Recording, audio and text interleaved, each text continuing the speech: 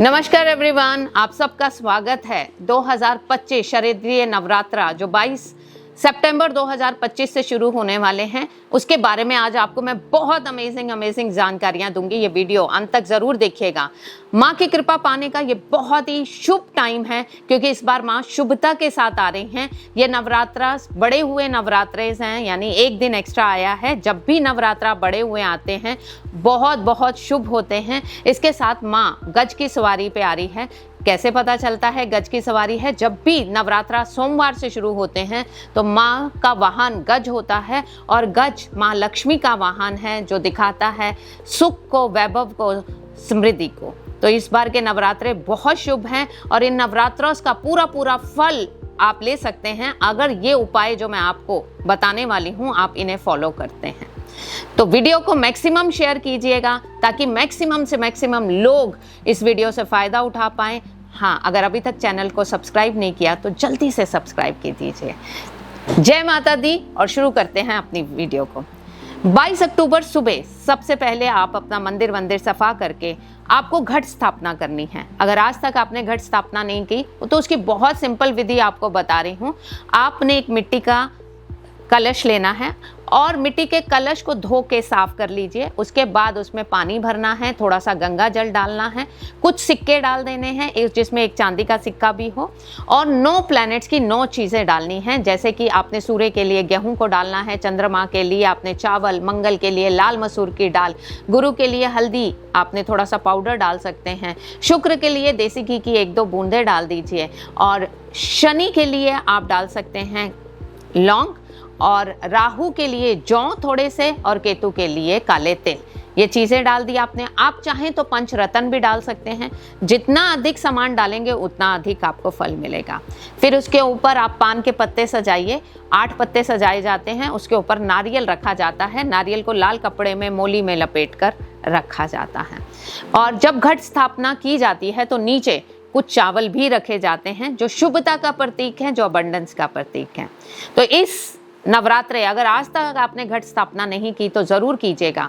इस घट स्थापना जब पूरे 10 दिन 9 दिन पूरे हो जाते हैं तो 10वें दिन इसके जल को आप कुशा से अपने घर में छिड़काव कीजिए। हाँ, अगर आप चाहें तो घट स्थापना करते समय सर्व औषधि भी डाल सकते हैं, जो कि हमारी हेल्थ को डिनोट करती है।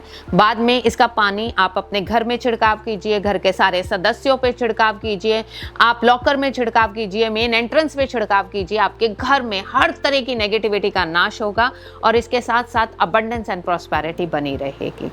दूसरी चीज जो आपको करनी है, अखंड जोत जरूर जलानी है। अगर आपकी कमिटमेंट के कारण अखंड जोत आप नहीं जला सकते, पहले बताना चाहूंगी अखंड जोत होती क्या है। वो जोत जो 24/7/10 डेज पूरा जलेगी, 9 दिन माँ के पूरा करने के लिए जलेगी, उसको आपको जलाना है। अगर आपकी कमिटमेंट के कारण आप अखंड जोत नहीं जला पा रहे हैं तो सुबह शाम जोत जरूर जलाइए। और अखंड जोत जलाने के कुछ नियम होते हैं। पहले तो अखंड जोत को घर में खाली अकेला नहीं छोड़ा जाता, यानी घर में किसी ना किसी सदस्य का होना, प्रेजेंट होना बहुत ज़रूरी होता है। अखंड जोत को और पावरफुल बनाने के लिए आप इसमें थोड़े से लौंग डाल सकते हैं। 2 पीस लौंग डाल दीजिए, 2-3 पीस हरी इलायची, थोड़ा सा कपूर और दालचीनी का पाउडर। अबंडेंस ही अबंडेंस, वाह भाई वाह, अबंडेंस ही अबंडेंस आपके घर में आने वाली है।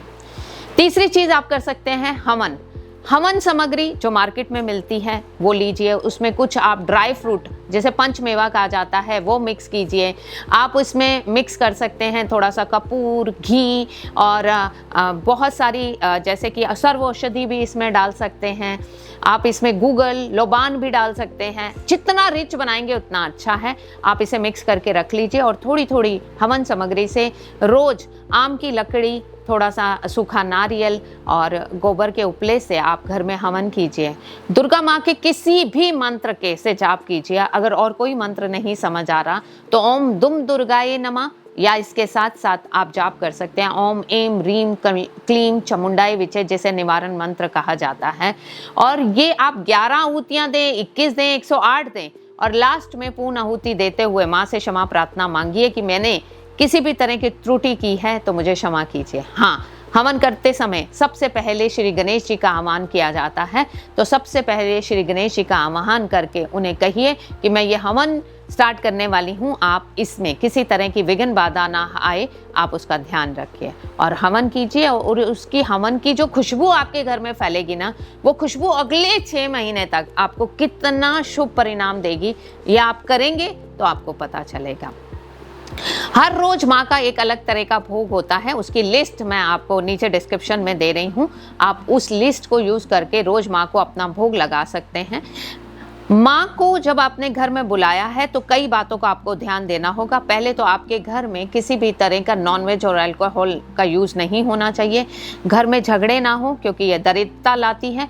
और जब माँ के नवरात्रों में आपने कोई भी शुभ कार्य करना है, जैसे बहुत सारे लोग करते हैं, तो कर्ज लेके ना कीजिए।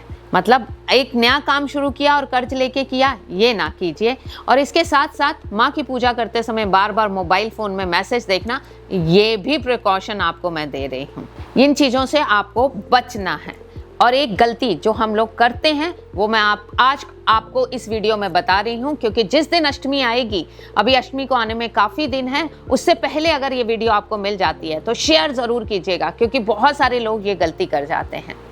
हम लोग क्या करते हैं, हम लोग कंजकों को बुलाते हैं, उन्हें ऑफर करते हैं सामान और उन्हें विदा कर देते हैं। नहीं, कंजके माँ का स्वरूप है। आए, उनके चरण धोइए, उन्हें तिलक लगाइए, उनके हाथ में मोली बांधिए, उन्हें चुन्नी ओढ़ाइए और जो भी सामान आप उन्हें ऑफर कर रहे हैं, वैसे तो छोले पूड़ी हलवा दिया जाता है, उन्हें कहिए वो आपके घर में बैठकर भोग लगा के खाएं। मतलब आप उनसे भोग लगवाएंगे ना, एक अलग ही तरह की संपन्नता, एक अलग ही तरह की प्रॉस्पेरिटी आपको अपने घर में फील होगी। और उन्हें कुछ पीने के लिए भी ज़रूर दीजिए, जैसे फ्रूटी हो जाती है, कोई जूस हो जाता है, ज़रूर पिला के भेजिए। आप उन्हें तृप्त करके भेजिए और तृप्त करके जब आप भेजते हैं तो उसका बहुत अच्छा रिजल्ट मिलता है। जो लोग सूखी कंजके करते हैं, घर में नहीं प्रसाद बनाते हैं, उनसे भी मैं रिक्वेस्ट करूंगी कि आप कंजकों को बिठा कर अच्छे से उनको प्रसाद बांटिए और इसका बाद उनका आशीर्वाद लेना ना भूलिए। अगर आपने घर में भी कंजके बिठाई हैं तो उनका आशीर्वाद लेना ना भूलिए और एक जयकारा माँ के नाम का ज़रूर लगवा दीजिएगा सब कंजकों से, जय माता दी। आप देखेंगे जय माता दी का ये जयकारा आपके घर में जय जय कर देगा। और अब जो लास्ट और इम्पॉर्टेंट बात जो मैं आपको कह रही हूँ, बहुत सारे लोग कंजके करने के बाद भूल जाते हैं। हम 9 देवियों के लिए नवरात्रा आते हैं। नवरात्रि, 9 रात्रियाँ 9 देवियों से जुड़ी हुई हैं। कंजके करने के बाद बहुत सारे लोग भूल जाते हैं कि नवी माँ दुर्गा का स्वरूप, जिसे सिद्धिदात्री कहा जाता है, उसकी पूजा अर्चना ही नहीं की जाती।